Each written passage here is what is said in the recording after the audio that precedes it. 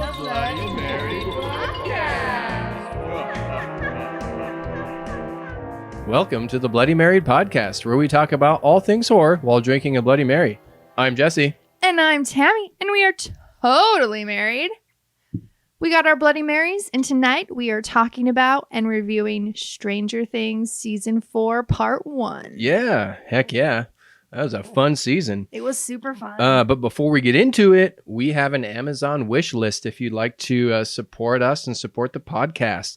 There's some cool things on there, like a small tier, cheaper stuff like Bloody Mary mixes and a few utensils, middle tier things, some equipment, some gear, and if you're super rich, there's some there's some bigger things on there. But if you'd like to support us, there should be a link wherever you're listening to or watching the podcast. Check that out. Yeah, we would love the support, and we'll give you a shout out. Yep, shout out if you get us something. So we're probably going to have to do spoilers for this. So if you haven't seen part 1 of the new season of Stranger Things, go watch it and come on back. Or just listen and get spoiled. And yeah, if you like spoilers, then hey, keep listening. Then this is it. Yeah, so the new season is very Nightmare on Elm Street. Oh, for sure. I think this is to me, it feels the most horror of the seasons. Like the other ones I felt like were more sci-fi kind of. I mean, they do have the monsters, but this one seems very much more horror. It started, for sure. The first episode was really Nightmare on Elm Street. Oh my especially on how they killed the first girl. Yeah, for sure. And it's just the guy is just like Freddy. Oh, yeah. He's got the Freddy fingers. He sounds just like Freddy. Well, he sounds like Freddy from The Worst Nightmare, which is the remake. He sounds like Jackie Earl Haley. Is that how you say his name? Sure. I don't know. I didn't know they made a remake. Like, I have no idea what you're talking about. What remake? Anyways, he looks, acts, and sounds like Freddy. He kills like Freddy in your nightmares. He makes you see things. So I thought that was really cool. And that was very cool. Yeah, and this season has a budget, and you can tell. Oh, for sure you can tell. I think it was $30 million per episode, and that is a lot of money. And you can see it, like every setup, every shot. I'm like, damn, they have a lot of money. Right. And it's just like, even alone in digital effects, like, holy fucking cock and balls. That is a lot of... They have a lot of money, which is cool. I do like that Vecna is a lot of practical effects makeup. Like, obviously, they add CGI in it, but for the most part, it's not a dude just with dots on it. And like, Vecna is our villain. Vecna is like the Freddy Krueger of this world. So I do like that they did a lot of practical effects and then use CGI to and the kids just named him Vecna. Yeah, the kids named him Vecna because of Dungeons and Dragons, but that's what everyone refers to him as now. So let's do kind of a breakdown or just a quick recap of where the characters are, because that's really what the first episode was. Just recapped where everyone is. So in the LA crew, because there's a whole crew in LA. I don't think they're in LA, but they're in California. Okay, yeah, California. The California crew. Jonathan... he's high and he is avoiding his girlfriend Nancy. Yes, that's and him. His best friend is fucking hilarious. His best friend is comic relief. Very much comic relief. And stoner comic relief. He's a new character. And then there's Will, who doesn't do anything. And unless you think he does stuff. I think that he's really lost. He's just really lost. Yeah, I think he lost the script when they're shooting this.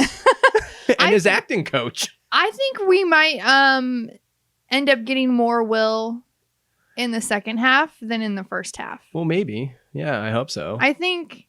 I mean, we can talk about that in a minute, but for the most part, Will's just kind of hanging out, going to high school. Yeah. And then not really doing a whole lot. No, and then let's see, who else? Joyce, her thing is, Hopper discovers that Hopper's alive or maybe alive, and that kind of kicks off her journey. Right. We get Murray out of that. Yep. And then love Murray. Murray is also part of the California crew. You can just lump him into it. Right. And he goes along and helps Joyce. And 11, or Jane, as she is in California. Yep. Which is her birth name, but 11, she's having a hard time at school and she's being bullied. That's kind of where she's at. I feel bad for her because in her brain she just wants to just pop heads. We can get And into she the head can't do popping any later. of that. Because those kids are being fucking mean to her. They were, yeah. They're so mean to her. They're bullies. Then you get back into the. So what's the name of the town? Hawkins. So you get in the Hawkins crew. So you got Dustin. He's into D&D, and not much has really changed with Dustin. He's just kind of Dustin, right? He's my favorite character. Yeah, since season 1. But do you agree that he's just Dustin? Yeah, he's just Dustin. They're they're freshmen in high school. Yeah. They're in D&D. They're doing what they love to do. Yeah, and then you get into Steve. He's a video store clerk, and he's having a hard time with his love life. He can't find a girl to save his life. No, he just keeps dating, and nothing happens. That's him. Robin works with Steve, and they're buds. They're like best buds, and she has a crush on a girl, and she's struggling with, because she's a lesbian. She likes it. Right, but you can't tell people because it's the 80s in a small town. Mm-hmm. The girl's name is Tammy, by the way. Okay. Yeah, just gonna throw that out there. Cool. It's a good name. And then you got Lucas. He's with the Jocks now. He's wanting to do some different things. He likes basketball, so he's having a hard time struggling between liking sports and kind of wanting to be in the cool group, and then his old friends. Right. I think he's in that. Okay, you're freshman, and so you're not a middle school little tween anymore. Mm-hmm. And he does like sports, and he wants to be one of the cool kids, and kind of. At the end of season 3, they kind of figured that all that stuff was gone. Everything was gone and we can go back to normal. And he just wants to be cool and liked and doesn't want to deal with any of that bullshit anymore, even though he's basically in the D&D club with his friends. Well, yeah. And but then, he's pretending to like, oh, I don't know what D&D is. That's just stupid stuff. Yeah, totally. One of those high school things. And he's still in love with Max. Which gives us leads us into Max, and she's probably one of the most interesting characters this season. She's struggling with PTSD and depression, and she's closed off from everybody because of the events that happened. And her brother sacrificed himself. She saw her brother die in front of her. Yeah, he sacrificed himself for everyone, and then Mike is just rolling with Dustin, missing his girlfriend. Mike's not doing much either. Mike's just chilling. Nancy, she's running the school paper, right? Yeah. And then she's also not talking to Charlie. Jonathan. Not Charlie, Jonathan. Charlie's the actor. Jonathan is the character. Yeah. Jonathan. They're not talking, and they live across the country. So and they dated each other in real life. Oh, just a little tidbit. I didn't know that. That's cool. They're not talking to each other. Both of them have things, and they're just not talking. And one lives. Yeah, and then Matthew Modine is alive. What? Yeah. So, shocking. And we get to see Paul Reiser's character, Dr. Owens. Matthew Modine has some bodacious hair. Oh, he has amazing hair. So new characters. So one of my favorites was Chrissy, the cheerleader from episode 1. She was like the Drew Barrymore of this because she dies in the first episode. Right. But she did a really good job as the first victim being haunted by Vecna, and then her death was pretty intense. Death was wicked. You also have a new character who's actually called the Orderly. Jamie Campbell Bower. Yeah, he's in there. He's pretty good. He gives me like Tim Burton, Willy Wonka's little brother vibes. The way he talks and like his mannerisms. That's what he gives me. Yeah, he's cool. And then there's Jason. He's the jock. He's the new jock, the head of the basketball team. I like his character. To me, he's like super I'm going to be a politician when I grow up. Or, I mean, now after the season's over, he might be a priest or minister instead. But I don't know. But he was giving off very like, we're going to take this trauma. We're going to take what happened to this town, and we're going to channel that, and we're going to win the big basketball game. And he's like giving this impassioned speech, and we're going to do it for this person and this person. And I think he's a douche, and I want him to go away. He's a douche, but his motives aren't necessarily unwarranted.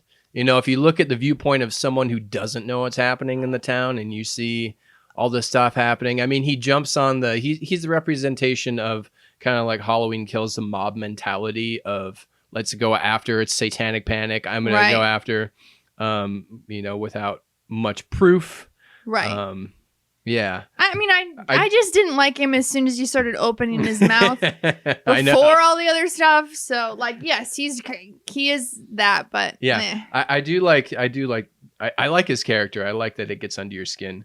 The prison guard that's with Hopper is a new addition, and I think he's really Yuri. cool. He's fun. Not Yuri. No, not Yuri. no, Yuri's the yeah. smuggler dude. I forget his name, but he's the one who's trying to help Hopper escape, and then he ends up being buddies with him. I think their exchanges and their dialogue together is pretty fun, well written.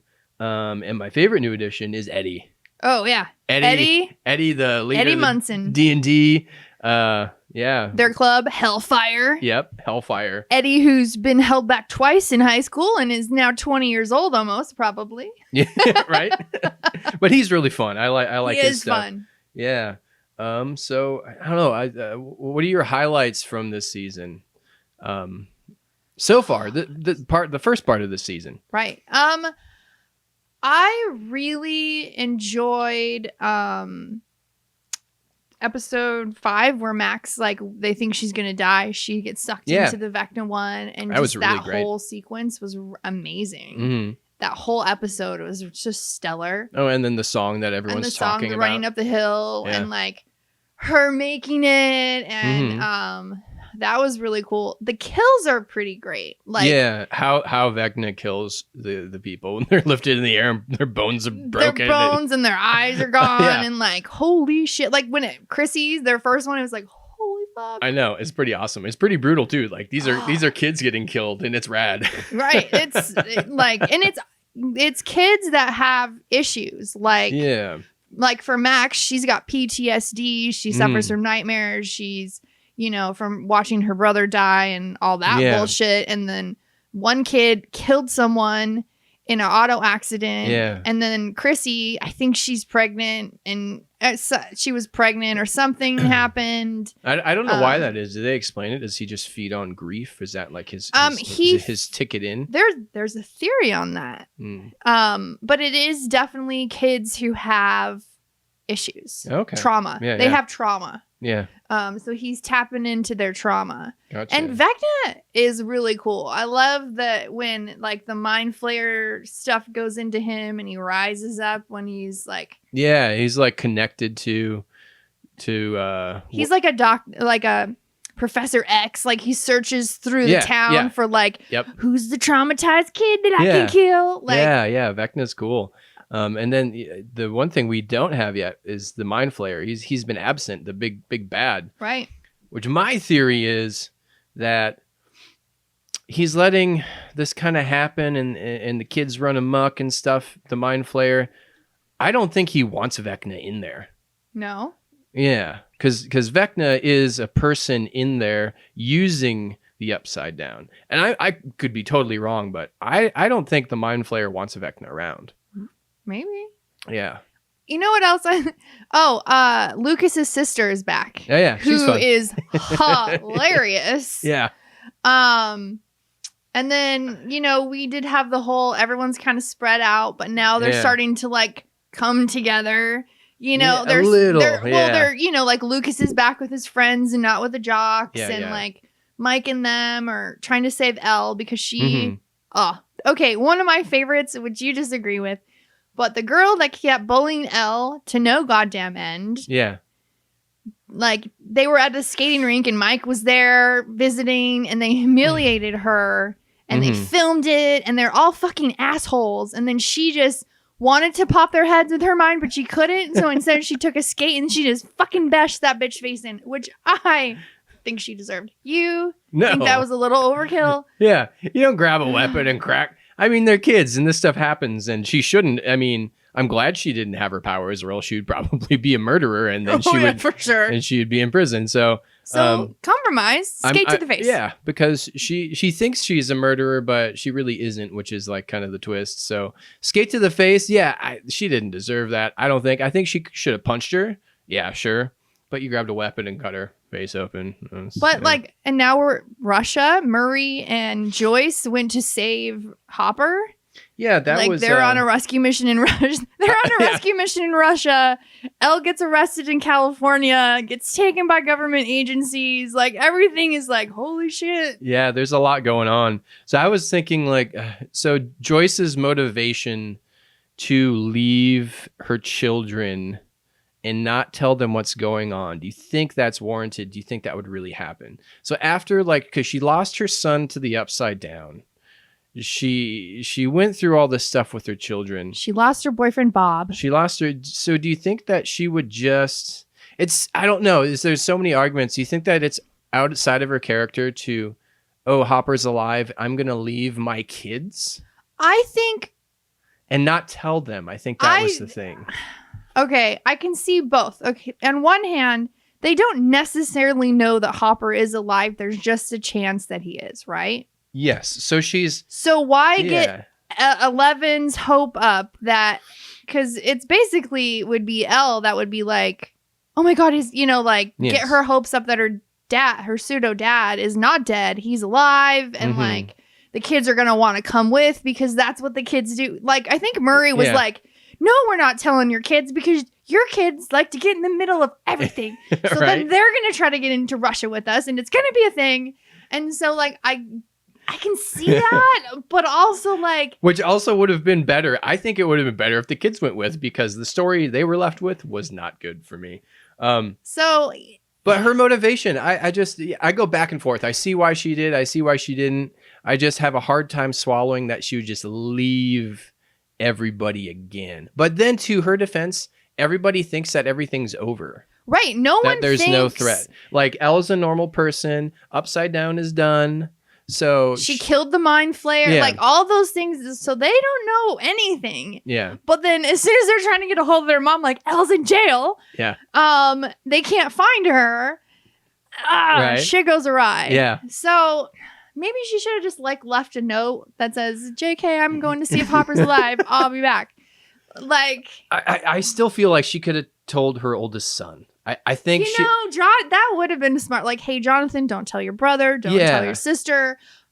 I think Hopper's alive. I'm going to get him. Yeah. I think she should. I think that's the compromise that I would have liked. Yeah. I think if she would have told the older brother, be like, hey, you're in charge. This is what's going on. Right. I just don't like that she left everybody uninformed and bailed. And just like, I'm going to a conference in Alaska for the Encyclopedia Britannicas that I sell over the phone. These kids should be smart. They like fought so much stuff and they should know that mom's full of shit. To be fair, Jonathan's been pretty high this entire season. So the purple punch or whatever, purple. Yeah. So, okay. I have some predictions that I've been dying to talk about. So as soon as... but should we talk about the twist before we go into the ending? Before we go into our predictions of what's going to happen? You talk about whatever you want. Okay, I am. Okay, super twist. Vecna happens to be number one. Yeah. In the and like she's 11. He was number one, who happens to be the friendly orderly, Jamie Campbell Bower, who also happens to be Victor Creel's son, the first victim of Vecna. If you didn't follow that, watch it. Your main villain is the first 11, and she defeated him and threw him into the Upside Down, and there he became Vecna. And that's why they have such a connection. Yeah, the Upside Down in 11. Oh, and Robert Englund is in this. He was in one episode. He's Victor Creel, the person that's in the insane asylum. He's Vecna's dad. Yeah, he is. Yeah, and his scene was cool too because he was Robert Englund was there scratching his fingers. I mean, the nods to Freddy are all over the place. Yeah, for sure. All right, now we can get into predictions. Okay, because I want to talk about it. Okay, let's talk about it. But in that episode you're talking about that we both really love, where Max is, as soon as they discovered that music is the key.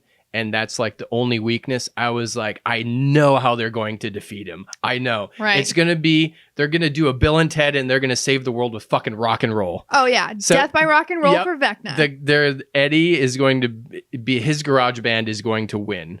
That's going to be what's going to happen. And the whole thing is going to mirror the first episode when they were playing D&D. And there's going to be a moment where Dustin, because in that D&D game, they're like, oh my God, we're down. We our odds are 1 in Should 100. we surrender? So that's gonna happen when they're actually fighting Vecna. It's just gonna be like a D&D game. They're gonna have to get the band in there to do one thing.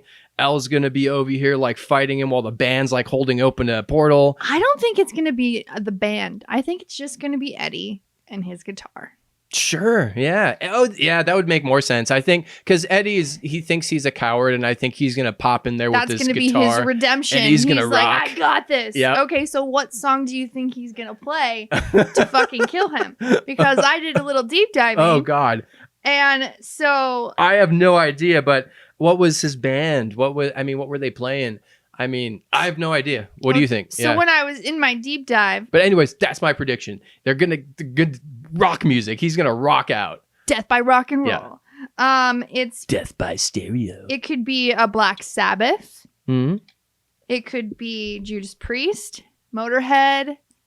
Is it Dio? So why Dio? do you think all these Okay, are these so- references he made? And Metallica. So on his when I was deep diving on his jacket and on his patches, Yeah. has those patches, and just like posters on his wall. So they usually drop little hints here and Yeah. there. So I feel like one of those is gonna be Yeah. Did you a say song. Did you say Dio was one Dio. of them? Is it? Is that how you say it? Yeah. Yeah. He has a patch, which also in my deep dive was donated by the Okay, I'm just estate saying, of them. just for fun, I'm gonna say Rainbow in the Dark. Just a rainbow in the dark. Yeah, so 'Cause I think he's gonna be a rainbow in the dark with his guitar. what what are the songs that he's playing that he loves to play? I think it's gonna be one of those bands. Yeah. One from there. So for sure. So we'll see. Those are I mean, I didn't think about that. That'd be awesome. Also, Eddie to me is like Brendan Fraser and Pauly Shore had a baby. Yeah, Bam. definitely. Who loves metal. Yeah, I love it. I love it. And, okay, I have another prediction, and this Okay. isn't about the films. Well, it is. This is a lore prediction. Okay. So I predict that, say it's 2022. I think the Hellfire Club is going to become that town's like Masons. Like it's going to be more than just a D&D club. It's going to be like the Protectors. Oh, okay. So I think the Hellfire Club, the tradition after this going forward will be we also protect from the upside down. It'll be like the paladins or who are the Illuminati. the Knights of the Round of.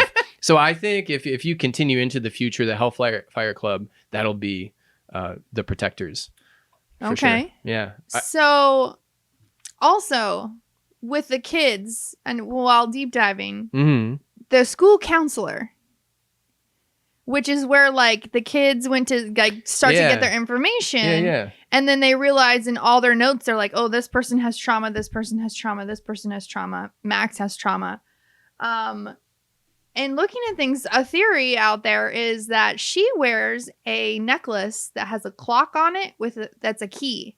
Oh yeah. And the grandfather clock is like a big thing for Vecna. That's what the kids see before they die She and feels stuff. too in on it. So one of the theories out there is she's his human contact and like she feeds him. She's her vampire familiar. Yeah, she feeds him like, Yeah. okay, this kid. Yeah. That's a theory out there because That would make sense. I mean, we have a whole half of a season, which will be like fucking 10 hours, right? right. Because these episodes are like close to full movies each. I know, which is Yeah. pretty awesome. But that's a cool theory. I didn't, notice the clock And necklace or anything.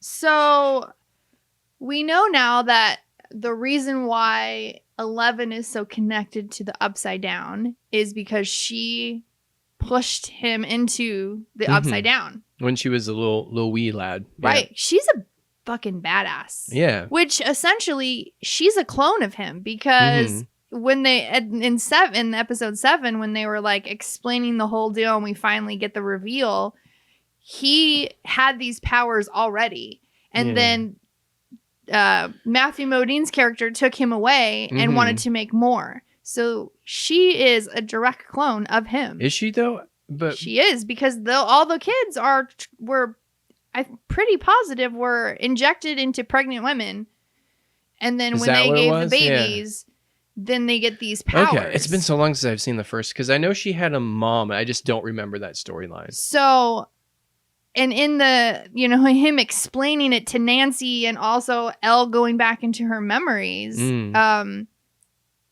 she's a direct clone, and she's the most powerful one that they had.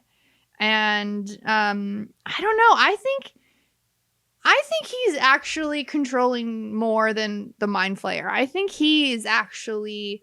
The Upside Down was just... It was there, and it was a different dimension, and it was happy doing its own thing, and no one fucking knew about it, really. Because the kids were doing...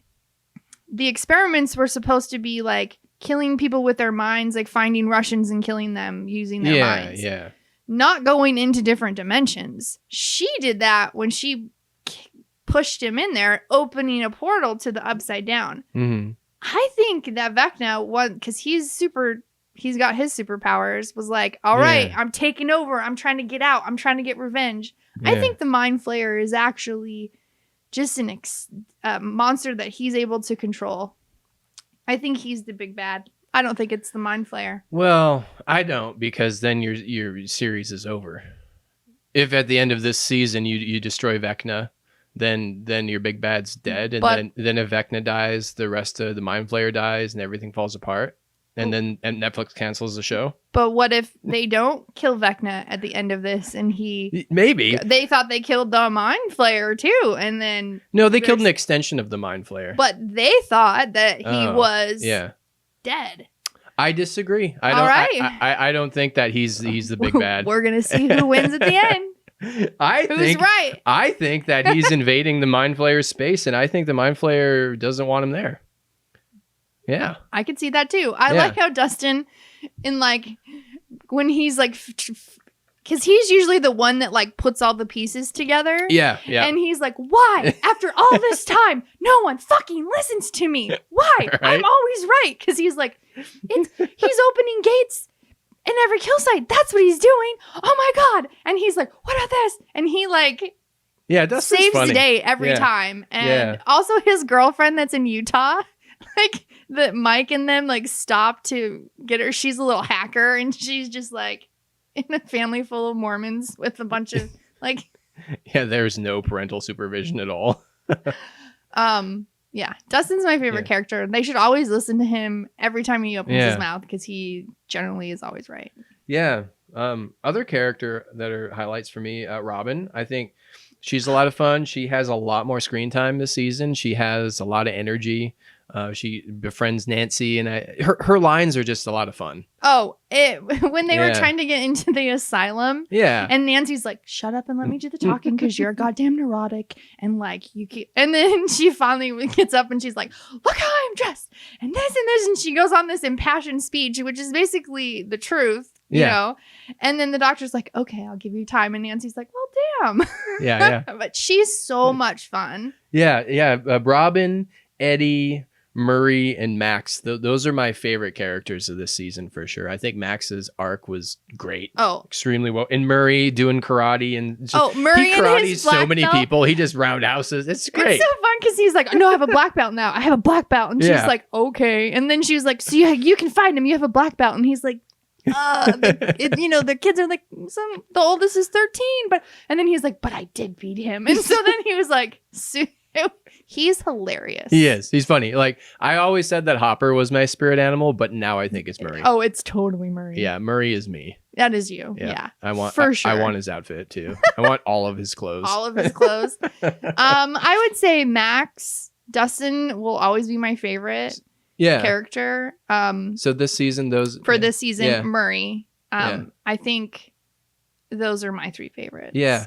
Oh, and the best friend, Jonathan's stoner pizza delivery. So those are your favorites? Yeah. He does a lot of really great comic relief. Like when he pulls up and like they have a shot FBI agent, and he's like, are you dead, man? Oh my God. And they're like, drive. And he's like, there's a car shot. They're like, fucking drive. And then he's like, I need purple punch. I'm going to go just have some purple punch. And Will's like, do you think he should be high right now? And Jonathan's like, what else are we going to do? Like, he's panicking. yeah, he was funny. His long hair and running the pizza joint. Super fun. So like the middle of the road characters that were like just fine, you know, not bad, not good. Steve, I feel like Steve is not. He's back to not being season 3 Steve, because I think this is what I think happened with Steve.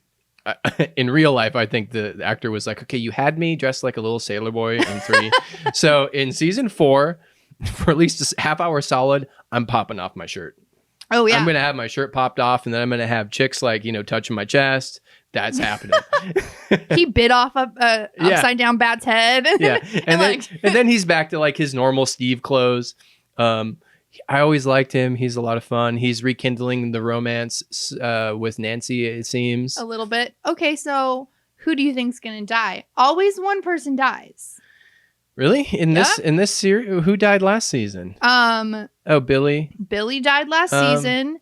Bob died season 2. Well, I don't think that they never kill main characters. They always kill off ones that are introduced. So off the top of my head, I'm gonna have to say the Jason the Jock probably go. But I don't think they're gonna kill any main ones. I think they should. I think they should start doing that. You know what? I think they're actually gonna kill Eddie. I think Eddie's gonna, because he keeps going on about how he's a coward and all he does is run. All he does is he's gonna sacrifice himself. Barb was the one that died in the first one. Like it's always the ones that are like, oh, we love that. That's a great character. Like everyone loved Barb. Everyone loved Bob. Eddie would make sense because we love Eddie, and Eddie's like, I'm gonna save the fucking day, rock and roll, and then he dies. Yeah. Oh, that's gonna be or sad. Steve dies. I think Steve might die. No. Maybe. I don't know. Nah, they're not killing or Steve. Nancy. I'm not a fan of Nancy. I could do without Nancy, quite frankly. She's in my I like her. She's just fine. She has more screen time than I thought she'd get in this one. She's befriending Robin. She's rekindling her romance with Steve. She's like, you know, discovering things. But also, you're saying she looks like she's 30. Oh my God. And this is another thing. These actors are getting too old to play these parts. Like Will, no. Nancy, no. Steve still looks like he can play it. There's some that still have a look that they can play these characters. Right. But they're going to have to significantly time jump next season. Oh, for sure. Because all of the kids are, I think the youngest one is 18. Yeah. I mean, and the oldest is 20. They like got 21. a time jump or something. Yeah. They have to time jump. So I'll be interested to see after the part 2, like, theorize what they're going to do for season 5. But yeah, I still like Nancy. I like her. She's okay. I could just I mean, if you're gonna push me up against the wall and say kill Nancy or kill Steve, I'm gonna say kill Nancy. Oh, for sure. Yeah. And we're keeping Robin all day long. Yeah. Because my hog is so good. Your hog is so Maya good. Hawk. Oh. My hog is I'm like, what? We're keeping Robin because my hog is so good. Well, she does like girls named Tammy, so I'm just saying. Right? Just to throw that out there. Okay, I want to get into disappointments and letdowns. Okay, disappointments and letdowns. Go. Pretty much the entire California crew. I feel like Will, Mike, the new person you like, and Jonathan, I don't like their story. I feel like they have nothing to do in this half of the season. I just don't like what they're doing. I don't like how they look. I don't think Will and Mike are good actors now. They have a scene together when they're talking to each other in like one of their bedrooms, and I'm just like, ooh, this is bad acting. I don't like it.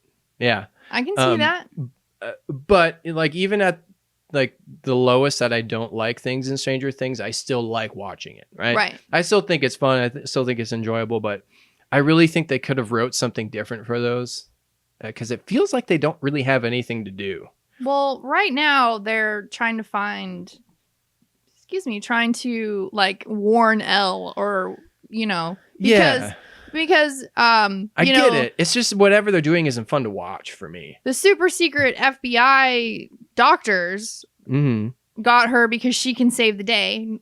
And they know this now because she's part of the reason why Vecna is down there. And there's another military. But then there's like the military guy that's like, she's the killer. She's killing everyone. Let's kill her. And so, or they just want her for her powers, or they want her for her powers, or so there's that. But yeah, they're kind of, I think they'll have more to do once they get back with everyone else. And that's another thing too. Like, I understand because you got 4 groups. There's the Hawkins group, and you have the California group, you have the 11 group, and you have the Russia group. The Russia group, right? And I don't like it in films when everybody's spread out all the time. And you still didn't you got some characters connected in this, like you finally got Joyce reunited with Hopper, but there's still everyone's spread out. I just want to see them get back together quicker. Right. Because I think characters like Will and Mike do better when they're with that group and they have that dynamic to bounce off of. Oh, yeah. But you know what? I think Will is going to play a bigger role in part 2. And I hope so. One of the deep dives that when I was looking, and one of the theories is actually he is tied to the Mind Flayer. And still. Yeah, because he was connected to the Mind Flayer like in season 2. Yeah, 1 and 2. Yeah, it was like a bigger deal. I think he will definitely play a bigger role. But you're right. I think Mike and him are kind of, they're just side characters, really. Yeah. I mean, they were better as kids. Yeah. And also in their little group of 4, or with their little group, Dustin is way more interesting than all of them put together. He is, yes, for sure. And and so is Max, I think. So I think Lucas and Mike and Will are just there. Yeah. So out of the groups of this season, my favorites are, my favorite group to watch is the Hawkins. That's my favorite storyline with Dustin and Max and Steve and Nancy and the new guy, Eddie, right? That's his name? Yep. That's my favorite one. My second is Hopper's storyline.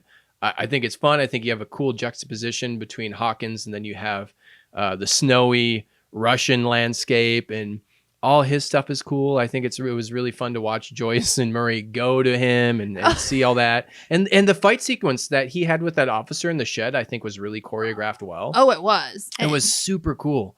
And Hopper's just a straight badass. He is. He's in a Russian prison in the middle of Russia between 2 mountains, and he's escaped twice. He broke his feet. That was burly to watch. Oh, that was and they're crazy American. Okay, American, sure. And he's that's how I'm still going for it, shooting for the moon. Yeah.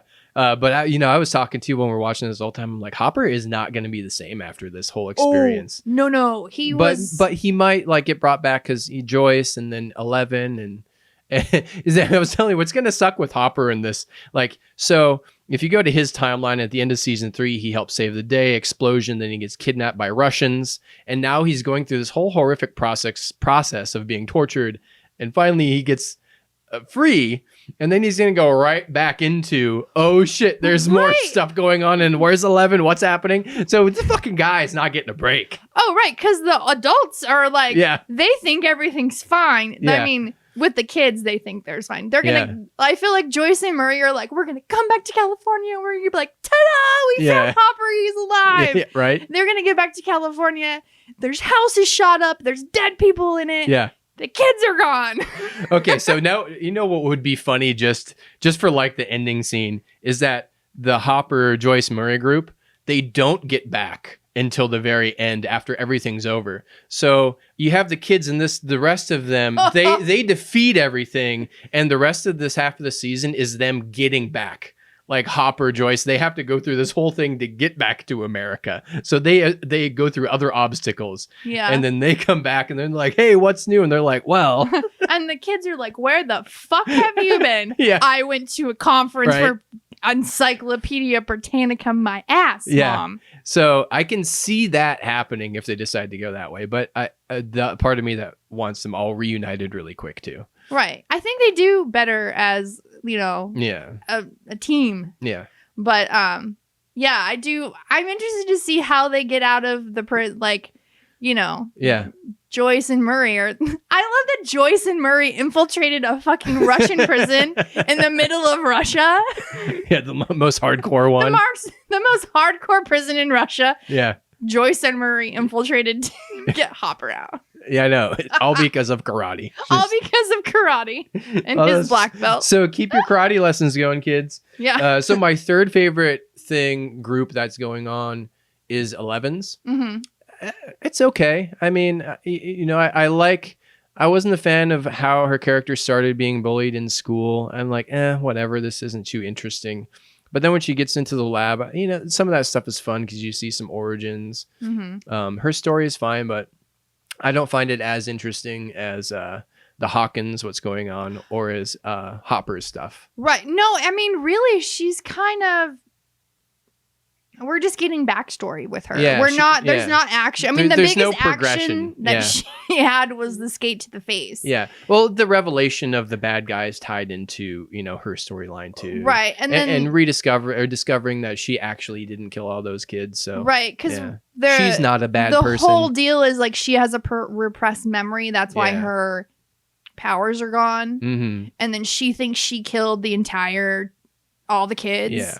And then come to find out Vecna killed the entire kid. She just helped by taking a little piece out of his neck was like tampering his keeping superpowers. His powers at bay. Yeah, and he's like, and thank you. Uh-huh. Yeah.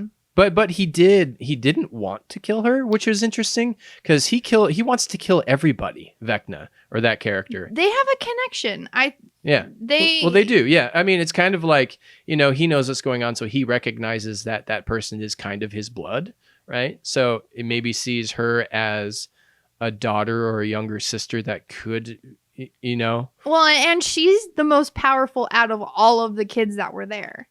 And so she wants her power. He wants her power probably too. And it's like, oh, you're 001. I'm 001. You're 110. You're 011. And well, he did say, although they're still with me, they're all in here. Yeah. They're inside of me. I think his whole thing was like, hey, you and we're the most powerful. He just recognizes power and ability. Right. You could help me take over the world like I want. Yeah. And she was like, no.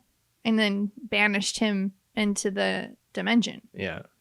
As a little fucking kid, too. Yeah. Like, she's pretty fucking badass. The power of Eggo waffles. The power of Eggo waffles. And my least favorite, if you couldn't tell, is the California group. Yeah. I think they could have wrote that better. I think they could have had more stuff to do for sure. I think part of it, though, is they're trying to show, like, they move them to a small town in California where it's boring. Nothing happens. You're just there, living your life. So here's the thing. Do you think after whatever happens in season 4 that they're going to move back to Hawkins? Or are they going to stay out there? So if they decide to stay out there, Hopper, where would he go? What's he going to do? Nah, I think they're going to go back to Hawkins. Yeah, this California thing doesn't work out. They shot up the house too. Right. They shot. Like, can you imagine? They're in this little small town and like the neighbors are already looking at Joyce like she's weird because she's out trying to break a Russian doll with a paint can, like in the front yard. Yeah, they don't belong there. We don't, as audience members, we don't want them separated and we don't want them in California. And I feel like they only went because they were trying to protect Elle because she's supposed to have been dead. Yeah. So I think once this is over, they'll all move back to Hawkins because if your theory is like the Hellfire Club is going to be like the protectors of the town, well, you're going to need your superhero girl to be there. Yeah. Right? And then I think Nancy and Jonathan will break up. I think they will. She should just get back with Steve. Yeah. I don't know. Yeah. Or Steve dies, sacrificing himself too. Who knows? I'd rather see Jonathan die. Me too. Because Jonathan really is not my favorite character at all. He was in like the first couple seasons. I just don't like him. I don't like what they did with this character in this one. I don't like what they did with him, Will, or Mike. I don't like it. Yeah. Yeah. Yep. Or you just kill off all the characters you introduce. You kill off Eddie, you kill off Jason, you kill off the new stoner dude. Oh, don't kill off the stoner dude. He's so fun. Right. Yeah. He's a lot of fun. Oh. Any Well, other disappointments that you have? No, I mean, okay, yeah, I make it sound like I'm like extremely disappointed with this season, but No, I'm like my rating for this is a solid 8. Doing 1 out of 10, 8 Bloody Marys for sure. Oh yeah, I agree. I think because I think the first season of Stranger Things is a 10, and they've all floated around like 8, 9s kind of thing. But also the season's not over yet, so we'll take the other and we'll add them and we'll see what it is. I know, we'll see what happens. Yeah, but I kind of just what drug it down a little bit was the California group, and not really a fan of Elle's storyline. Yeah, but it's all still fun to watch. It is, and I think they had to add in the bullying because then it ties back to when she was younger and was getting bullied. Yeah. I just don't think that she should have cracked her face open. We're gonna agree to disagree. Like not even Murray, like fighting deadly Russians, like cracked a face open. He just like knocked people out. We're gonna agree to disagree. Yeah. Okay. Well, fine. So, have you guys seen the first part of season 4 of Stranger Things? What'd you think? Yeah. Drop us a line. Let us know. Who's your new favorite character? Yeah. Who's your new favorite character? What are your theories on part 2 and what's gonna happen? I think rock and roll is going to save the day.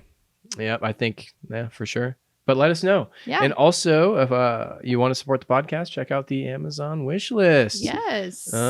These are strong. They are strong. Holy balls. I know. I mean, it's lots of vodka. Oh, great. Yeah. Okay, well, our Bloody Marys are almost dead, and so are we. All right. So enjoy life and death and drink in moderation. Catch you next time. All right. Bye-bye. The Bloody Mary.